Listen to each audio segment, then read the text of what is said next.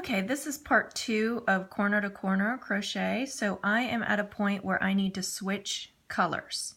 And I wanted to teach you how to do that and also explain to you when you do corner to corner, you won't be striping from the same direction each time. So when you start here, you will be going up this way, then down, then up, then down, then up, then down. So each way you're going to be zigzagging through this entire pixel graph.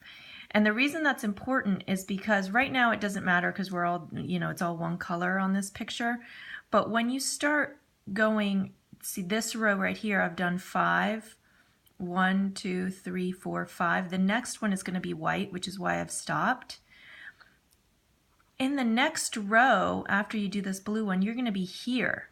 So you need to make sure that you only do one blue, then switch to gray, and then all of these blue. And the reason that matters is because you really need to, this is why it's important to mark them off, because you can easily lose your place, especially if you're doing a picture that has a couple different colors. Okay, so that being said, now I'm going to teach you how to switch to white. So I have my white here, and what I'm going to do first is I'm going to slip stitch into the next one with the white. So I'm going to grab it without doing a slip knot and then slip stitch. So on the back side you can see I just have a loose piece here. Okay, and then we're going to continue with our block. So we're going to chain 3. And here's the part that I wanted to show you, and this is up to you if you want to do this, but I like to do this.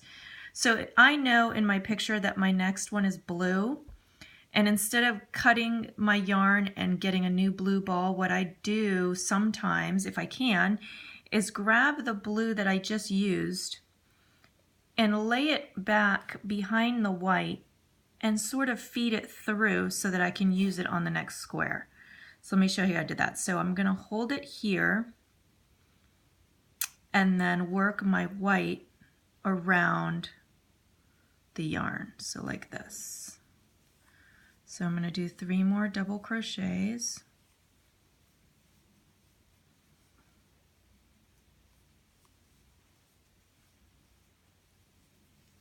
Okay. And you can see in the back that I have fed my blue through it. So now I'm ready to just grab the blue again and slip stitch and do my last square.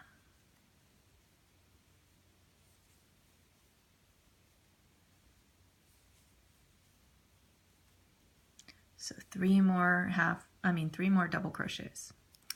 And that's our row. So you can see, and here's the back, that I fed the blue, and because the blue is on the next row here, you can't really tell that I've fed it through, which is a nice thing. So then I take my pen and I mark off the row I just did. Super important to keep up with that because it's going to start getting complicated, especially if you're doing my picture, when you start having all of the colors here. Okay, so that is how you do a color change. Now I'm going to show you one more thing, which is important. So as we keep going, we keep increasing, which means right here I would have to chain 6 so that I can add a square here and keep going. Okay, but now let's say we're at the end here, and here we don't increase anymore. We just need to place it on top. The next row is actually on top. So this is actually a very simple way to do that, and I'm going to show you right now as if we are just going up instead of increasing. So what you do when you get to here is you're going to want to, instead of chain 6, just chain 3. 1, 2, 3. And you're going to turn the work because now you're moving up to the next row. And with that chain 3, you're just going to slip stitch to the top. And now you are on the top here, and you will create your row into the top of this block. So 1, 2, 3. And then you would slip stitch into this one to create the next stitch. Oop. All right, so let me show you how that looks. So this is as if we were not increasing anymore, and that would be this top one. So there you would go up like this, and the same scenario, if you wanted to just go to the next one, what you would do here, instead of chaining 6, you would just do to this one, you would chain 3 and hook it to this one, and you would have a square. So that is the same technique. Instead of chaining 6, you're just going to chain 3 and place it on top, and you would place it on top of this one right here. Okay, so I hope that makes sense, and you understand how to switch the colors. Now, obviously, you're not going to be able to feed the yarn through every time. So what you can do there is create several different balls of the same color and keep them attached so that you have a ball here attached.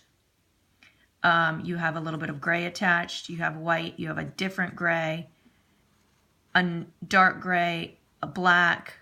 Then this one you could feed through and go down to dark gray again. So you're going to have different strands of yarn attached, and every now and again you're going to have to stop and untangle and sort of work it so that they're not, so you can see where your pattern is going. So I hope this explains it, and good luck.